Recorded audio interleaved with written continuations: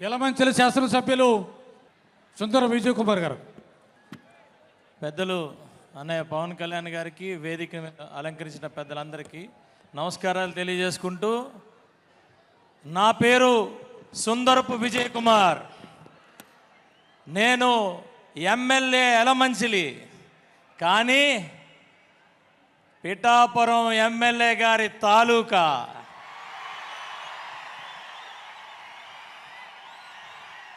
ఇదే పిఠాపురంలో 3rd form చదువుకున్న పిఠాపురం రాజా పాఠశాలలో ఒక విద్యార్థి, నరసాపురం, భీమవరం, విశాఖపట్నంలో చదువుకున్న ఒక విద్యార్థి మన్యంలో మరి ఎంతో కష్టాలతో, ఎంతో బానిసత్వం చేయిస్తున్న బ్రిటిష్ వారిని చూసి ఎదురు తిరిగి మరి ఆ రోజు ఒక స్వాతంత్ర పోరాటం చేసిన మన్యం వీరుడు అల్లూరి సీతారామరాజు గారు.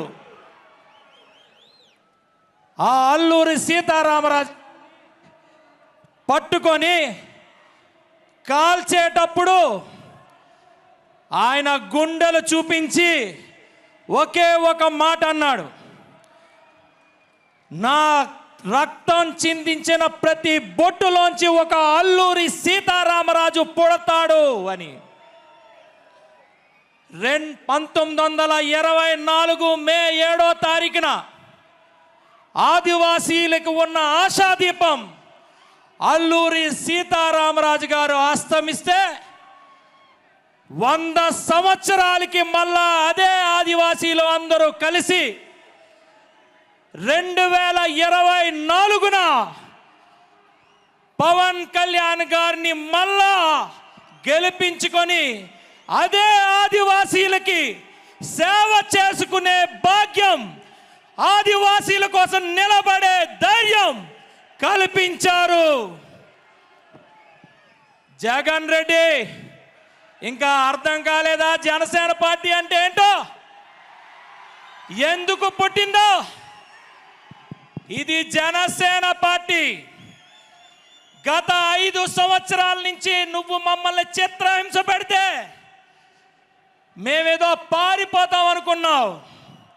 మా చర్మం ఒలిస్తే మాకు ప్రాణం గుర్తురాదు, దేశం గుర్తొస్తుంది.